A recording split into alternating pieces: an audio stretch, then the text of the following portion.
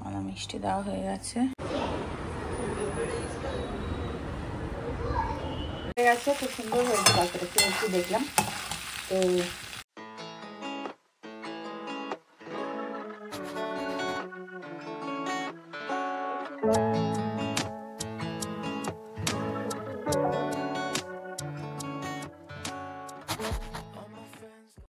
Good morning বন্ধুরা, কেমন আছো তোমরা সব? আশা করি সবাই খুব ভালো আছো, আমরাও ভালো আছি।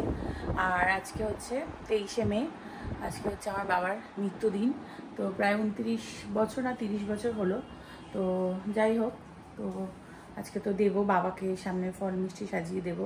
আর আজকে বুদ্ধ পূর্ণিমা, ঘরে পুজো দেবো, মানে সিন্নি দেবো ঠাকুরকে। তো চলো বাবার ফটোটা তোমাদেরকে একবার দেখাই। এই যে আমার বাবা, 29-30 বছর হয়ে গেল। তো এই ফটোটা বসাবো, মালা মিষ্টি দেবো, তার আগে পুজো করে নিই। তো আমি অনেকটাই ছোটো ছিলাম যখন বাবা মারা গেছিলো। তো যাই হোক, তো চলো আজকে 23শে মে বাবার মৃত্যুদিন। আবার এমনই একটা ট্র্যাজেডি, মানে 23শে মে আমার বড় কাকু ওর বিবাহবার্ষিকী। মানে সেই দিনটা একটা অন্যরকম, মানে কীরকম যে কী যে দিন গেছিলো, সেই দিনটা এখনও আমি ভুলিনি। এরকম একটা দিন ছিল। তো যাই হোক, তো চলো, সবাই বছর গেছে, সবাই হয়তো ভুলে গেছে, কিন্তু সেই দিনটা আমি একদমই ভুলিনি, সেই দিনের সিচুয়েশানটা। তো চলো আর বকবক করবো না, এখন এই যে ঠাকুর সব নামিয়েছি, এই সব কাপড় টাপড় পাল্টাবো, পুজো দেবো। অনেক সময় লাগবে, আজকে কিছু খাইনি, না খেয়েই পুজো দেবো, কারণ বুদ্ধ পূর্ণিমা আজকে। তো এমনি ঘরে ঠাকুরকে সিন্নি দেবো, তো এই আর কি। তো চলো দিনটা শুরু করি। তো তোমরা সঙ্গে থাকো আর ভিডিওটা দেখতে থাকো।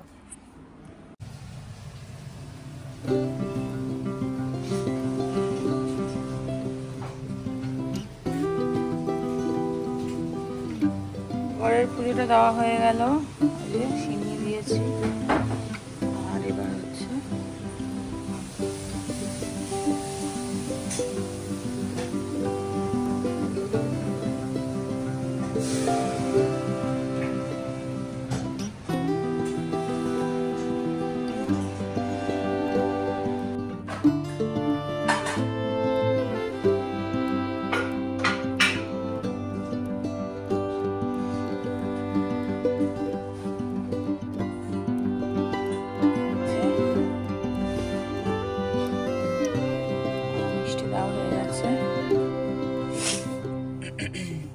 বাজে 1:30, আমার পুজো টুজো সব এসে হয়ে গেল।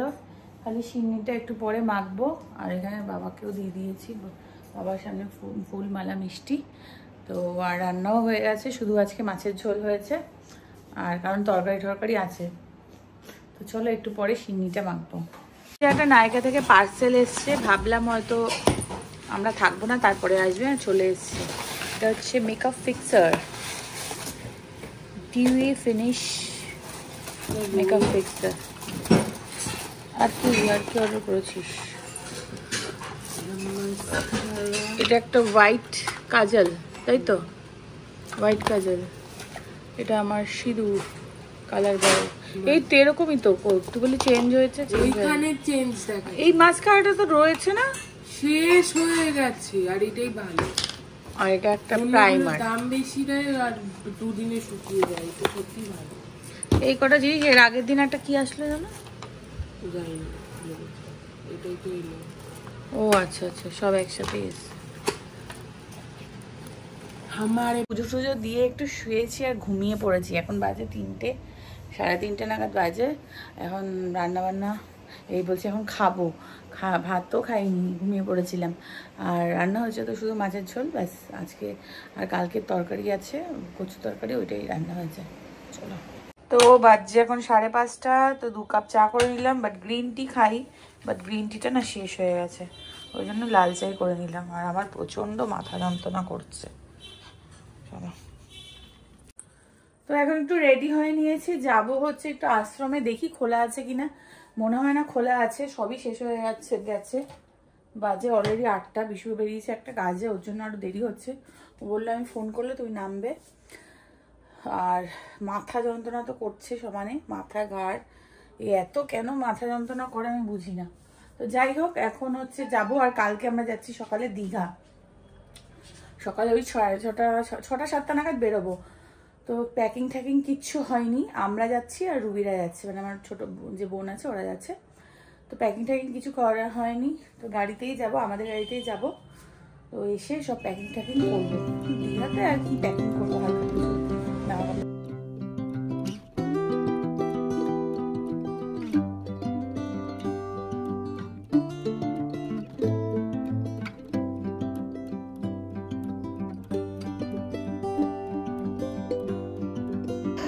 তো চলে এসেছি আশ্রমের সামনে, আর আমাদের আসতে একটু দেরি হলো যেহেতু, তো ওই জন্য মানে কীর্তনটা শেষ হয়ে গেছিলো, নামটা শেষ হয়ে গেছিলো।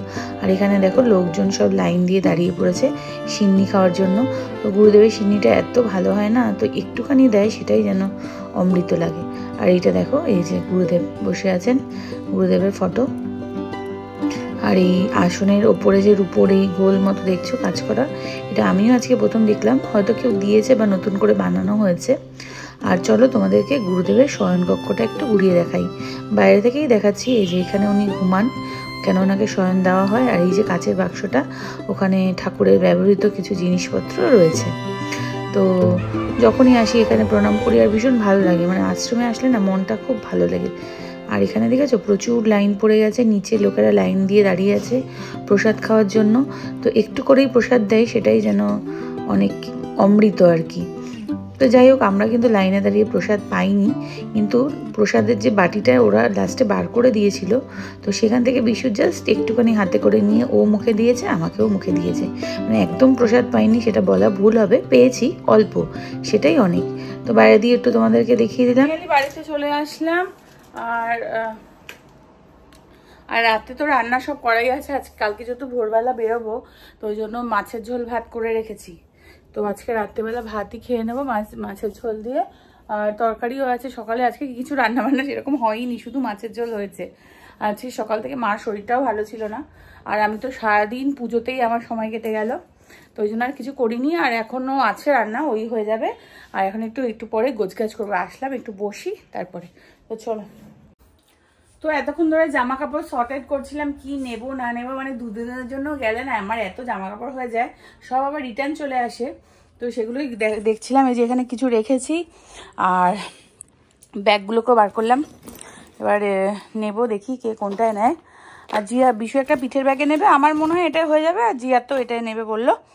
তো এখন আবার বিশুর একটা জুতোটা ধোবো, তবে পরে গোছাবো, একবারে পরে রাতেরবেলা গোছাবো, বার করে সর্ট আউট করে রেখেছি, এখন পরপর ঢুকিয়ে দেবো।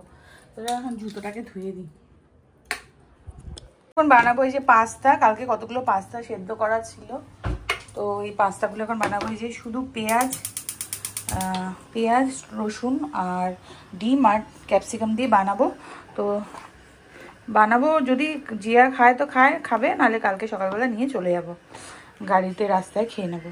তো ওই জন্য এখন বানিয়ে নিচ্ছি, নষ্ট হয়ে যাবে ফ্রিজে থেকে। আর মা তো এইসব খাবে না, তো আমি বানিয়ে নিই। তো এই যে দেখো আমার পাস্তাটা একদম রেডি হয়ে গেছে, খুব সুন্দর হয়েছে পাস্তাটা, একটু দেখলাম। তো চলো এখন থাক, রেডি হয়ে গেছে একদম পাস্তা। এখন 11:30, খাওয়া দাওয়া সব হয়ে গেছে, বাসন মাজতে হবে। এই যে এখানে বাসন রয়েছে, খাওয়ার বাসনগুলো তো মাজতেই হবে, কারণ মাসিকে কালকে আসতে বারণ করেছি।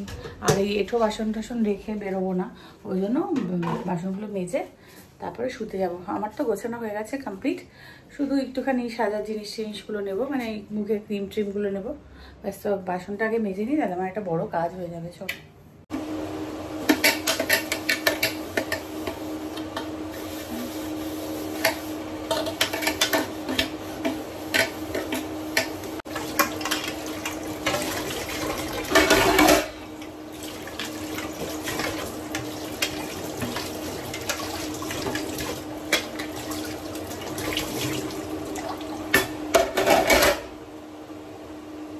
তো বাজে এখন 12টা, 12:30।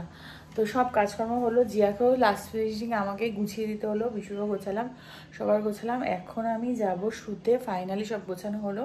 আর কোথাও যাওয়ার আগে যে একটু তাড়াতাড়ি শুয়ে পড়বো সেটা হয় না, 12:30 এখন বাজে, শুতে আমার আরও 10-15 মিনিট লাগবে। আর কালকে 6টায় বেরোবো, তার মানে আমাকে 5টায় উঠতে হবে। তো আজকের ঘুমটা ঠিকঠাক হবে না। তো চলো আজকের ব্লগটা এখানেই শেষ করছি। কাল থেকে 2-3টে ব্লগ তোমরা দীঘায় দেখতে পাবে। তো আজকে চলো টাটা।